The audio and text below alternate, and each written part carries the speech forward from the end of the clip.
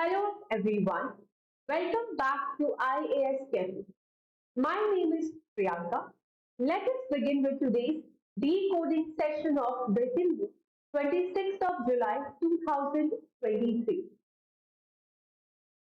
From today's newspaper, we will be discussing about the no confidence motion. This topic is related to your GS paper 2, the polity section. If I talk more specifically, it is related to the parliament chapter of your polity, right?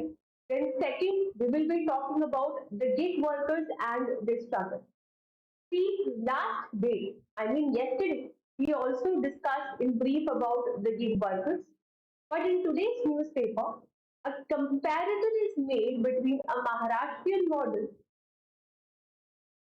to protect or to provide the social security to these gig workers, and how can we apply it to the Rajasthan, or we could say it, the editorial is talking about, the writer is talking about the social security of the gig workers. You can relate this topic with respect to GS paper 3, the economy, जहाँ पे आप labour force security के बारे में पढ़ते हो, या फिर आप उसको जीएस पेपर 2 या 1 का जो सोशल इश्यूज वाला सेगमेंट है वहां से आप इसको कनेक्ट कर सकते हो, और most importantly you can add this in your essay writing as well. Okay, if not essay writing, this model can be used as a case study in your ethics paper as well. Okay, so this is how you can connect this topic, and that's why this topic becomes so important. Now, the third topic which we will be discussing is about the take, make, dispose model. So it is regarding the 3R strategy, in which we are reusing, recycling, reproducing a product. That means this topic is related to the climate change, or we could say the GS paper 3 environment section. Now, then there is a topic with regards to Himachal flood, that who is responsible for the Himachal flood? Is climate change responsible? Is it is a natural process, or there are certain anthropogenic factors who is exactly responsible for this disaster? So you can connect this topic with respect to again GS paper 3, disaster management. Till now, I am assuming that every aspirant who is watching my video or who is liking my video, अभी तक आप लोगों ने syllabus को memorise कर लिया होगा, because मेरे हर एक लेक्चर में या फिर हर एक सेशन में whenever I interact with the students, the first thing I request is please do memorize the syllabus of UPSC, otherwise your preparation is not useful at all. Okay, now moving forward to the discussion. So before we start the discussion, there is an announcement. जैसे कि कल मैंने आपको बोला था कि बहुत सारी स्टूडेंट्स के मेरे पास फीडबैक आ रहे थे, या फिर आप तरह से उनका एक रिक्वेस्ट आ रहा था कि मैम आप टाइम जो है वो फिक्स कर लीजिए, बिकॉज हमारे चैनल पर पूरा कंप्लीट यूपीएससी जो सिलेबस है वो करवा रहे हैं, जिसमें we are doing 3 slots. One is of the Hindu slot, जिसमें हम करंट अफेयर्स का जो स्लॉट है वो रखते हैं, यानी कि स्लॉट 1. और आपके पास जो स्लॉट 2 है ये आपके पास जीएस का है, और स्लॉट 3 आपके पास ऑप्शनल का है. तो अभी तक इनका कोई टाइम जो है वो फिक्स नहीं था. तो वी हैव डिसाइडेड कि आपको हर एक लेक्चर में आगे आने वाले दिन, यानी कि कल का जो टाइम टेबल है वो बता दिया जाएगा. तो यानी कि आपको कल के जो जीएस का जो लेक्चर है, दैट मीन्स कल का जो ज्योग्राफी का जो लेक्चर है और कल का जो मैथ्स ऑप्शनल का जो लेक्चर है वो सुबह 8 बजे आपको मिल जाएगा. That means tomorrow 8 a.m. you will get the lectures of geography and math, और जो आपका हिंदू या फिर जो करंट अफेयर्स का जो सेशन है वो ठीक इसी तरह से आज के जो टाइम है उस तरह से आपको डेली मिलेगा, एंड वी विल ट्राई कि इसको सुबह 11 बजे तक किसी भी हालत में आपको प्रोवाइड करवा दिया जाए. Alright, so if you like our video, if you like our explanation, please do subscribe our channel, like and share. Now coming back to the topic, that is the no confidence motion. ये बहुत ही interesting सा एक political scenario हमारे यहाँ पे चल रहा है, जिसमें हम बात करते हैं about the no confidence motion. इस कॉन्फिडेंस मोशन में क्या होता है, देखो नो कॉन्फिडेंस मोशन क्या होता है, पहले आप इसको समझो। अभी क्या है हमारी सरकार में, सबसे पहले तो पता होना चाहिए कि जो प्राइम मिनिस्टर है वो है मिस्टर नरेंद्र मोदी, ठीक है ना। ये कौन सी पॉलिटिकल पार्टी को बिलोंग करते हैं, बीजेपी को, ठीक है। अब बात करते हैं कि पार्लियामेंट क्या होता है, मतलब बहुत शॉर्ट में हम न्यूज के पर्सपेक्टिव में बात करेंगे, ना कि पॉलिटिकल स्टैटिक। तो पार्लियामेंट अगर बात करूं तो इसमें होता है लोकसभा, इसमें होता है राज्यसभा, और इसमें हम प्रेसिडेंट को भी इंक्लूड करते हैं, ठीक है। तो अब जब पार्लियामेंट प्रोसीडिंग्स के बारे में बात होती है, ध्यान से सुनिएगा, जब पार्लियामेंट प्रोसीडिंग्स के बारे में बात होती है तो यहाँ पे बहुत सारे क्या होते हैं, आपके पास इक्विपमेंट्स होते हैं जो आप यूज करते हो। इक्विपमेंट्स बोल सकते हो या फिर डायरेक्शंस बोल सकते हो या फिर कुछ भी चीज बोल सकते हो जो प्रोसीडिंग्स में एक्चुअली काम आती है, जिसमें आपके पास एक आ जाएगा क्या, क्वेश्चन आवर, ठीक है। दूसरा आ जाएगा आपके पास क्या, जीरो आवर, और तीसरा आ जाएगा आपके पास motion. So basically you can call it as three instruments of the parliament proceedings, ठीक है। तो हम फिर से यहाँ पे देखते हैं कि ये क्या है, these are the three instruments of the parliament proceedings। ये है आपके पास three instruments of the parliament proceedings। तो पहले हम बात करते हैं क्वेश्चन आवर के बारे में। क्वेश्चन आवर क्या होता है, जब आपके पास सेशन स्टार्ट होता है दिन का, ठीक है, तो उसका जो फर्स्ट 1 घंटा होता है वो फिक्स कर दिया जाता है टू हैव अ डिस्कशन, जिसमें क्वेश्चंस पूछे जाते हैं। 3 तरीके के क्वेश्चंस होते हैं, स्कैटर्ड क्वेश्चंस, पेयर्ड क्वेश्चंस होते हैं, खड़े होकर पूछा जाता है, ओरली पूछा जाता है। तो वो हमारा आज का टॉपिक नहीं है। हमारा आज का टॉपिक है दैट इज, इसके बाद जीरो आवर होता है, फिर आता है मोशन। तो मोशन में हमारा जो न्यूज बोल रहा है वो है अबाउट द नो कॉन्फिडेंस। अब ये नो कॉन्फिडेंस जो मोशन है वो क्या है, नो कॉन्फिडेंस मोशन को समझने से पहले आप समझिए कॉन्स्टिट्यूशन का आर्टिकल 75। आर्टिकल 75 कॉन्स्टिट्यूशन का कहता है दैट हमारी जो काउंसिल ऑफ मिनिस्टर होती है which is headed by prime minister is collectively responsible। Please mark my words, जो मैं जिस वर्ड्स में मैं फोकस कर रही हूँ आप उनको ध्यान से सुनिएगा। That council of minister headed by prime minister is collectively responsible, ठीक है। ये क्या है, कलेक्टिवली रिस्पॉन्सिबल है, किसको लेके, लोकसभा को लेके। अब मैं यहाँ पे बोल रही हूँ कि ये एक तो रिस्पॉन्सिबिलिटी कैसी है, कलेक्टिव। दूसरी बात कहाँ पे है, लोकसभा को है। मैं ये नहीं बोल रही हूँ कि ये पार्लियामेंट को लेके कलेक्टिव रिस्पॉन्सिबिलिटी। बहुत बार क्वेश्चन आता है बिकॉज बच्चे कंफ्यूज हो जाते हैं कि लोकसभा तो पार्लियामेंट का ही पार्ट है, राज्यसभा तो पार्लियामेंट का ही पार्ट है, प्रेसिडेंट तो पार्लियामेंट का ही पार्ट है, तो क्या council of minister is collectively responsible to Rajya Sabha, no. Is council of minister collectively responsible to president, no. Is council of minister collectively responsible to parliament, no. The only thing is that this council of ministers which is headed by prime minister is collectively responsible to the lok sabha। यानी लोकसभा के अंदर majoritarian government अगर खत्म हो जाती है या फिर नो कॉन्फिडेंस, कॉन्फिडेंस इनका खत्म हो जाता है या फिर इनकी जो गवर्नेंस है वो अगर खत्म हो जाती है, तो हम क्या बोलते हैं कि ये काउंसिल ऑफ मिनिस्टर जो हमको एक साथ यहाँ पे रिजाइन करना पड़ेगा, ठीक है। तो ये चीज होता है कि नो कॉन्फिडेंस मोशन है। अब क्या ये नो कॉन्फिडेंस मोशन हमारे कॉन्स्टिट्यूशन में कहीं लिखा हुआ है, तो आप बोलोगे अभी अभी तो आपने कहा कि आर्टिकल जो 75 है वो कलेक्टिव रिस्पॉन्सिबिलिटी के बारे में बात करता है। अगर मेजोरिटेरियन गवर्नमेंट जो अपनी सपोर्ट में नहीं हो पाएगी तो वो गिर जाएगी सरकार, तो हाँ ये कॉन्स्टिट्यूशन में लिखा हुआ, नहीं नहीं नहीं, no, it is not written in the constitution। no confidence motion हमारे कॉन्स्टिट्यूशन में एक्सक्लूसिवली कहीं मेंशन नहीं है।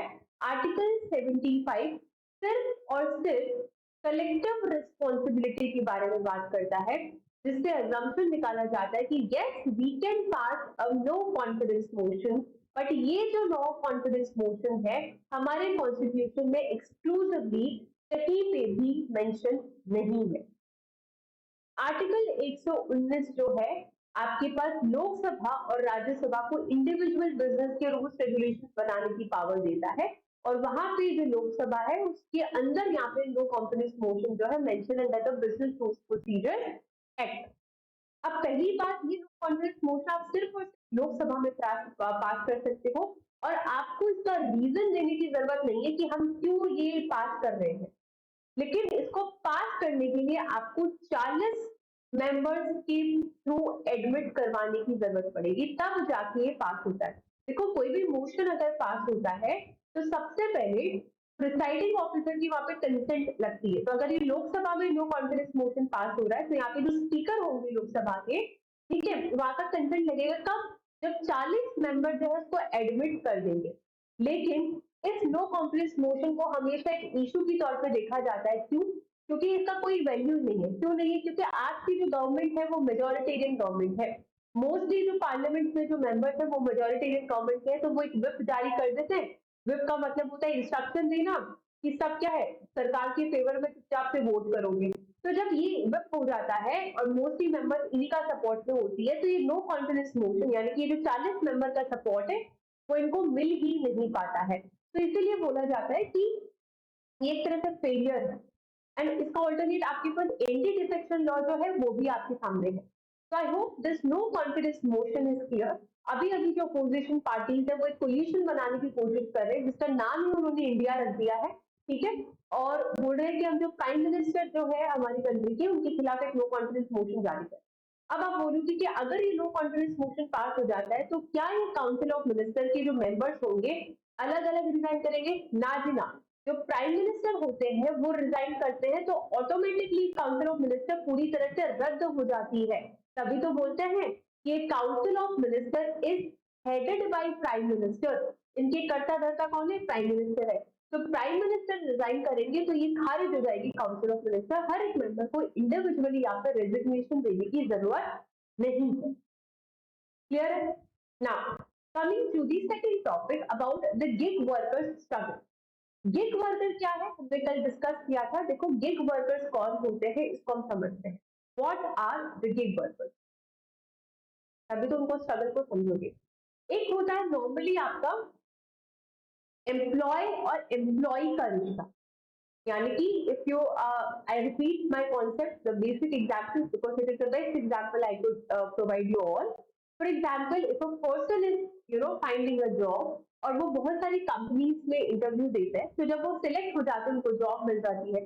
जॉब कैसे मिलती है? आपके पास ऑफर लेटर आता है, ज्वाइनिंग लेटर आता है, उसमें कुछ टर्म्स एंड कंडीशंस होती है, पॉलिसीज होती है, ठीक है, कि अगर आपने ऐसे काम किया तो आपको हर महीने जो है 40,000 मिल जाएगा, 50,000 मिल जाएगा, आपकी सैलरी 1 तारीख से 10 तारीख के बीच में आ जाएगी, उससे लेट आपकी जो सैलरी है वो नहीं होगी, राइट। अगर आपके पास कोई हेल्थ इश्यूज है तो इंश्योरेंस आपको मिल जाएगा, ठीक है, आपके पास रिटायरमेंट जो है वो उस तरह से मिल जाएगा, जो प्रोविडेंट फंड है वो आपको मिल जाएगा, करेक्ट। तो दीज आर सर्टेन सिक्योरिटीज जो एज ए एम्प्लॉयर आपको दी जाती है जब एक ट्रेडिशनल जॉब ऑफिस को आप ज्वाइन करते हो। गिग वर्कर्स जो होते हैं वो बिल्कुल ऐसे काम नहीं करते, they act like a freelancers. For example, हाँ, आपको आप चाहते हो कि हम यहाँ पे काम करें, 1 घंटे के लिए हम करेंगे, आप मुझे पैसे दो, बात खत्म। अब मेरा हेल्थ प्रॉब्लम क्या है, मेरी तो सिक्योरिटी क्या है, देन कुछ उसमें नहीं होता है। फॉर एग्जाम्पल, उबर ड्राइवर आप ले लीजिए कि हर एक ड्राइव की बेसिस पे उनको पैसा मिलता है। अर्बन की आप ले लीजिए कि हर एक पार्लर सलून सर्विसेज की उनको पैसा मिलता है, या फिर घर की सफाई के लिए उनको पैसा मिलता है। तो it is like a service oriented, आप सर्विस दीजिए और आप पैसा लीजिए, उसमें आपको कोई सिक्योरिटी जो है वो नहीं मिलेगी, ठीक है। अब गिग वर्कर्स में होते हैं आपके पास प्लेटफॉर्म वर्कर्स। प्लेटफॉर्म वर्कर्स जो होते हैं वो गिग वर्कर्स होते हैं जो कि एक ऑनलाइन ट्रेडिशन, ऑनलाइन जो इंटरनेट वाली जो प्लेटफॉर्म्स होती है उनको यूज करके काम करते हैं, ध्यान, प्लेटफॉर्म वर्कर्स। तो गिग वर्कर क्लियर है, प्लेटफॉर्म जो वर्कर्स है वो क्लियर है। तो अब इसमें इश्यूज कहाँ आ रहे हैं? ठीक है, तो what are the issues which are related to the gig workers? देखो, मोस्टली आप नोटिस कर लो, मतलब मैं नहीं बोलूंगा, आप खुद बोलोगे। स्विगी है, जोमेटो है, उबर ड्राइवर्स है, ओला ड्राइवर्स ले लो, या कोई भी आप अच्छे खासे गिग वर्कर्स को देख लीजिए, या फिर कोई इंस्टीट्यूशन है, कोचिंग सेंटर, जो कि आपको कह रहा है कि आप हमारे यहाँ पे पढ़ाइए और हम पर लेक्चर की बेसिस पे आपको जो है काम देंगे। इसमें कितनी वुमेन है और कितना मैन है, इसका रेशियो आप नोटिस कीजिए और आपको खुद समझ में आ जाएगा कि इसमें वुमेन के खिलाफ या फिर वुमेन की तरफ कितना ज्यादा ये सेक्टर बायस है। दूसरा, सिक्योरिटी इसमें है नहीं आपके पास। फॉर एग्जाम्पल, आप काम कर रहे हो तो फ्यूचर का कोई सिक्योरिटी इसमें नहीं। बेनिफिट्स हो सकते हैं कि ईज ऑफ है कि आप जब मन करे चले जाओ, बट ये तब है कि जब आप उसके पार्ट टाइम जॉब कर रहे हो, करेक्ट। तो गिग वर्कर का जो स्ट्रगल है उसके लिए एक राजस्थान बिल जो है वो पेश हुआ है। अब आप बोलोगे मैडम हम UPSC aspirant we are preparing for Indian administrative service, you cannot teach us or state specific bills or the act. It is not important for us. It is important for us because the gig worker is very important with respect to your syllabus। और एक ऐसा important मुद्दा जिस पर parliament law नहीं बना पाई, वहां पे राजस्थान सरकार ये लॉ लेके आ रही, तो ये इंपॉर्टेंट हो जाता है। हाँ, वो बिल में क्या क्या चीजें उसको हम नोटिस नहीं करेंगे, बट ये गेट वर्कर को लेके जो कहानी है, ठीक है, वो यहाँ पे हम जरूर डिस्कस करेंगे। इसके जो ट्रेडिशंस है या फिर जो मॉडल यहाँ पे इन्होंने कंपेयर किया, वो सबसे पहले तो ये बोलते हैं कि जो गिट है ये वर्ड आया कहाँ से। देखो बहुत टाइम पहले ना आपके पास जो ये डांसेस होते हैं, डांस अलग अलग तरीके के होते हैं, जैसे कि कंटेम्प्रेरी डांसेस होते हैं, हिप हॉप होता है, सालसा होता है, जैज डांस होते हैं। तो जो जैज म्यूजिशियंस होते थे, तो उस टाइम बहुत पहले क्या होता था कि they used to perform for a short time, कि yes I am performing for 2 minutes 3 minutes और 5 minutes, just like a street show off, और उनको उस वक्त का जो पैसा है वो मिलता था, तो उसको वो गिग बोलते थे, है ना। तो जो कैपिटलिस्ट इकोनॉमी है उसने इस तरह की जो वर्क कल्चर है उसको टर्म दे दिया कि ये गिग वर्कर है, ये गिग इकोनॉमी है, जो कि छोटे टाइम के लिए काम करते हैं, जिनका कोई सिक्योरिटी नहीं है, और हम उनको जो पैसा है उस टाइम के अकॉर्डिंग देंगे। तो यहाँ से आता है आपके पास the gig work, employer cartel cost short. लेकिन सबसे बड़ी प्रॉब्लम जो है यहाँ पे होती है कार्टेलाइजेशन को लेकर। कार्टेलाइजेशन का क्या मतलब है, मान लो कि मैंने क्या किया, एक इंस्टीट्यूशन या कोचिंग ज्वाइन किया, है ना, और ये रियल लाइफ एग्जांपल में I would tell you this story that there was a person who joined a institution, ठीक है। अब वो इंस्टीट्यूशन में गई, she was a female, and उनके साथ 3 तरह की जो बायसनेस हुई है वो हुई है। पहला, she was getting unequal pay compare to her male colleagues. अगर उनके ऑफिस में जो मेल कलीग्स है वो उतना ही पढ़ा रहे थे, उतना ही अच्छा पढ़ा रहे थे, उतनी ही कैपेसिटी से पढ़ा रहे थे, फिर भी जो पेमेंट था between the men and women वो कम था। The men was getting 3000 per hour to teach, and the women was getting only 1200 per hour to teach, right? तो पेमेंट में आपको डिफरेंशिएशन मिला, ठीक है, उनके वर्क कल्चर में डिफरेंशिएशन मिला, तो वो वुमेन ने डिसाइड किया that I will go to another institute to join, कि ये जो इंस्टीट्यूशन है वो मेरे लिए अच्छा नहीं है, they are not doing justice to me, तो मैं दूसरे इंस्टीट्यूशन में जाऊंगी। लेकिन उसको वहां जॉब नहीं मिलती, क्यों? वो ग्रुपिंग कर लेते हैं। फॉर एग्जाम्पल, इसको ध्यान से समझिएगा कार्टेलाइजेशन क्या होता है। For example, there is a female, ठीक है। अब ये फीमेल ने क्या किया, फलाना आईएएस का कोचिंग ज्वाइन कर लिया। मान लो कि ये कोचिंग है कोई भी, इसने ज्वाइन कर लिया। अब इस आईएएस की जो कोचिंग है, इसके अंदर इनको जो सैलरी है वो मेल काउंटर पार्ट से कम मिलती है, मेल जो कलीग है। फॉर एग्जाम्पल, यहाँ पे जो मेल है उनको मिलता है 3000 रुपीज एक लेक्चर का, और जो फीमेल जिन्होंने ज्वाइन किया है उनको मिल रहा है यहाँ पे 1000 रुपीज पर लेक्चर। तो ये जो फीमेल है इन्होंने बोला कि ये फलाना इंस्टीट्यूट पर छोड़ रही हूँ, अब मैं तो जाऊंगी किसी और इंस्टीट्यूट। लेकिन ये इंस्टीट्यूट भी इनको नहीं ले रहे, क्योंकि जितने भी आईएएस के इंस्टीट्यूट है इन्होंने क्या कर ली, ग्रुपिंग कर ली, है ना। तो इसको बोलते हैं कार्टेलाइजेशन। तो this is a negative point with respect to the gig worker, जिसमें स्पेशली वुमेन के लिए तो बायसनेस होता ही होता है, कि कार्टेलाइजेशन होता है, ग्रुपिंग हो जाता है। आप ऑटो वाले को भी देख सकते हो, मतलब ये जो एडिटोरियल्स होते थे भारी लैंग्वेज के नहीं होते, आपके ये बेसिक एग्जांपल आपके घर के सामने ही होते हैं, आपको इतना ज्यादा दिमाग पे लोड डालने की जरूरत। आप ऑटो वाले को बोलो, है ना, कि आप 100 रुपए में चलोगे, 200 रुपए में चलोगे, लेकिन आप 50 पे नहीं जा सकते, क्योंकि अगर एक 50 पे लेके जाएगा तो बाकी ऑटो वाले हड़ताल करेंगे। उनका एक ग्रुपिंग होता है, कार्टेलाइजेशन होता है, राइट ना। यहाँ पे इन्होंने हमाम सॉरी हमल मॉडल जो है उसको कंपेयर किया। देखो क्या बोल रहा है कि जो महाराष्ट्र है, वहां पे 60-70 साल पहले क्या होता था कि जो इंसान अपने कंधों पे भारी वजन ढो के लेके जाते थे, हैवी चीज जो लेके जाते थे, यानी कि जो लेबर एक्टिविटी करते थे, उनके साथ मिसबिहेव होता था, दे वर नॉट सिक्योर, है ना। तो जो अपने कंधों पे जैसे कि गेहूं की बोरी हो गई, चावल के कट्टे हो गए, ये जो उठा के लेके जाते थे, उनके लिए जो टर्म यहाँ पे यूज किया वो हमल यूज किया है। और महाराष्ट्र में एक हमल पंचायत भी हुई करती थी, तो वहां पे they were not secure at all. तो वहां पे क्या किया इन्होंने, उसको प्रोटेक्ट करने के लिए बोर्ड बना दिया, जिसमें sorry,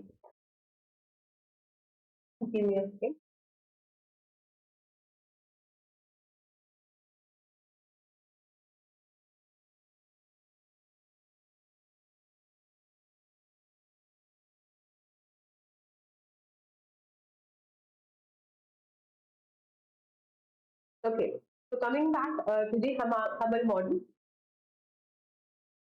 it is of Maharashtra, okay। और इस स्टेट में जो लेबर काम करते थे उनको हम बोलते थे हमल, और इसी से रिलेटेड यहाँ पे हमल पंचायत भी होती थी। ये लोग उसी तरह की प्रॉब्लम्स को फेस करते थे जैसे कि एक अनऑर्गेनाइज्ड सेक्टर जो है वो फेस करता है। देखो, ऑर्गेनाइज और अनऑर्गेनाइज सेक्टर क्या होता है। ऑर्गेनाइज सेक्टर वो हो सकते हैं जहाँ पे 10 या 20 एम्प्लॉय से ज्यादा काम करते हैं, वो रजिस्टर्ड होते हैं। और अनऑर्गेनाइज का कोई आपके पास रजिस्ट्रेशन वगैरह कुछ भी नहीं होता है, ठीक है। अब यहाँ पे जो काम करते थे, ये जो हमल होते थे, मोस्टली ये लोअर कास्ट के मेंबर्स होते थे। They were mostly of Dalit, they were mostly of poor category, जो कि अदर बैकवर्ड क्लासेस से बिलोंग करते थे, और जो इनको नौकरी देते थे, ठीक है, वो रिच क्लास, सॉरी, वो रिच क्लास होती थी या फिर हायर क्लास होती थी। तो इनके खिलाफ बहुत ही ज्यादा क्या होता था, मिसबिहेव होता था, इनसे काम करवाया जाता था, इनको पेमेंट्स नहीं दी जाती थी, या फिर सिक्योरिटी नहीं दी जाती थी, या फिर अगर 100 रुपीज का काम कर रहे थे तो बोलते थे हम 10 ही रुपए देंगे। तो ये ज्यादा से ज्यादा क्या कर सकते थे, इनके पास पावर नहीं है, मनी नहीं है, तो ना इनको पास अवेयरनेस है कि पुलिस के चक्कर कैसे क्या कर सकते हैं, तो इनके खिलाफ काफी ज्यादा क्या होता था, मिसबिहेव होता था। तो इसको प्रोटेक्ट करने के लिए यहाँ पे क्या किया, एक बोर्ड बना दिया, जिसमें रजिस्ट्रेशन सिस्टम लगा दिया कि भाई जो दुकान है, शॉपकीपर होगा वो भी रजिस्टर्ड होगा, जो यहाँ पे काम कर रहा है हलाल हमल जो है वो भी यहाँ पे रजिस्टर्ड होगा, ताकि यहाँ पे कुछ मिसबिहेव अगर हुआ तो उसका ट्रैक कर सके, मिनिमम वेज आपको यहाँ पे दे सके। तो इसको यहाँ पे मथाड़ी, तो ये जो हलम हमल है, इसको यहाँ पे मथाड़ी जो नाम है वो यहाँ पे दिया गया है, मथाड़ी act.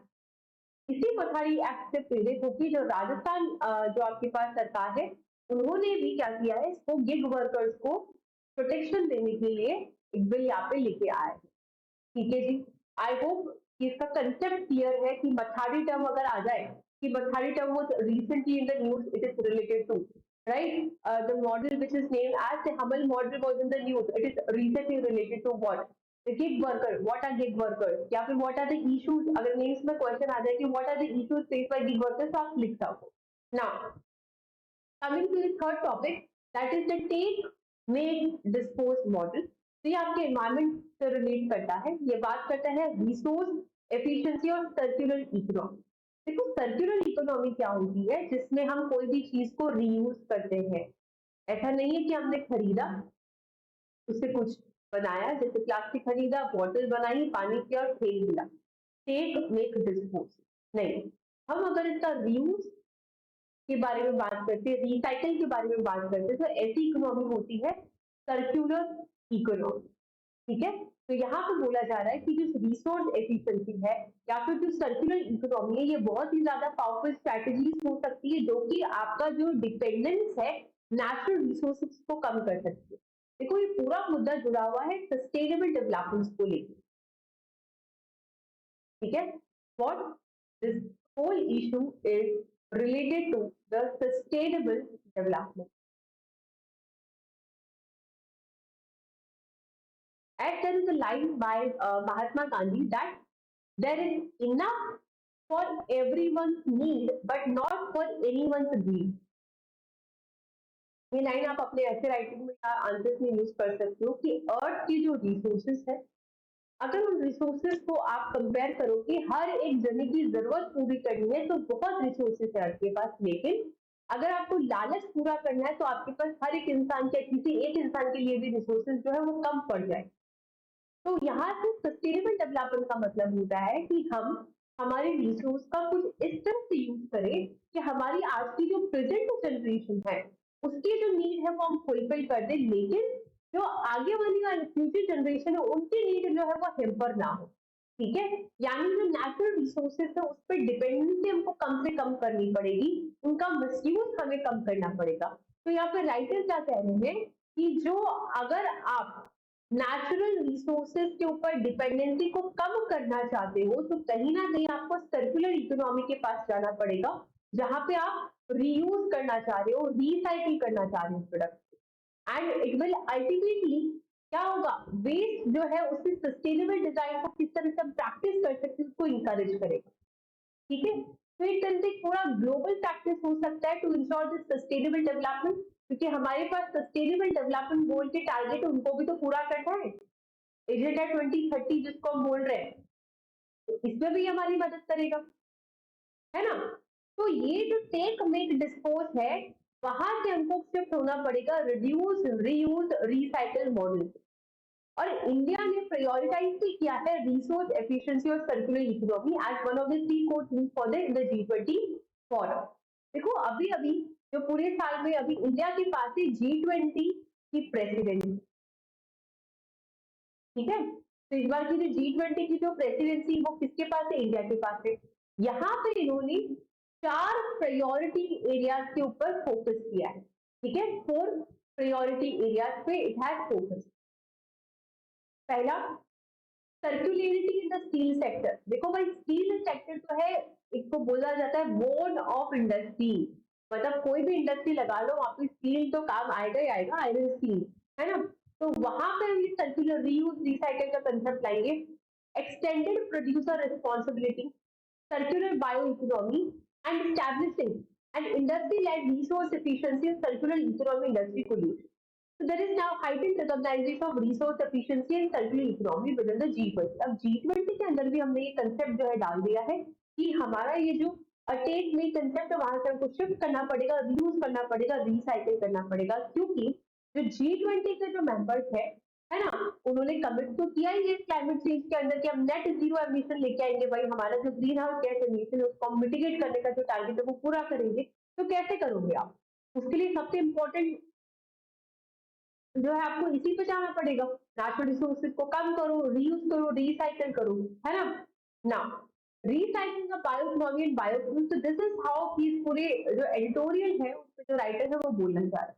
Now coming to the next last topic about the Himachal flood. Himachal flood के ऊपर पूरा डिटेल्ड डिस्कशन मेरे प्रीवियस वीडियोस में है, प्लीज आप वहां पे जाके देखिए कि क्यों रिस्पॉन्सिबल है। और ये आपका एक्चुअली ये न्यूज़पेपर डिस्कशन नहीं है, ये आज आपके पास ऐसे राइटिंग का टॉपिक है। No, do one thing, you write a question, critically analyze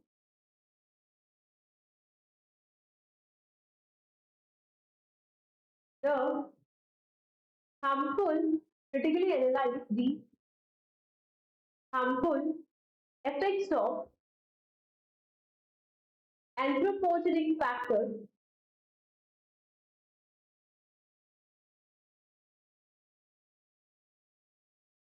on climate change,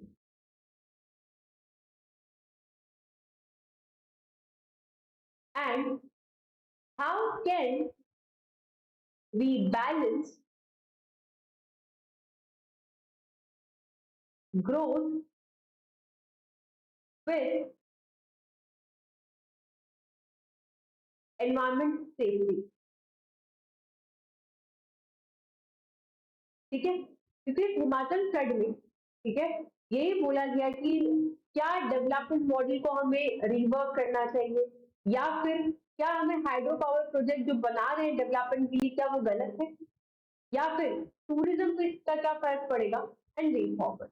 clear, so this is it for today.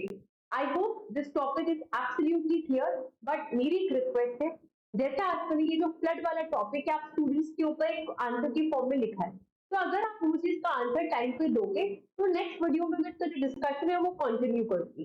जैसे ये जो फ्लड है अब क्या होगा, नेक्स्ट वीडियो में इसका जो डिस्कशन है वो कंटिन्यू होगा, और टाइमिंग्स आई होप आपको क्लियर हो गए होंगे कि कल मॉर्निंग में आपको ऑप्शनल का और ये जो ज्योग्राफी का जो लेक्चर है वो प्रोवाइड हो जाएगा around 8 anyhow, and we will try कि जो करंट अफेयर्स के जो लेक्चर्स है वो 12 बजे तक आपको पहुंच जाए, ठीक है। तो this is it for today, I hope you like our videos, so please subscribe @IELTS Cafe, like and share.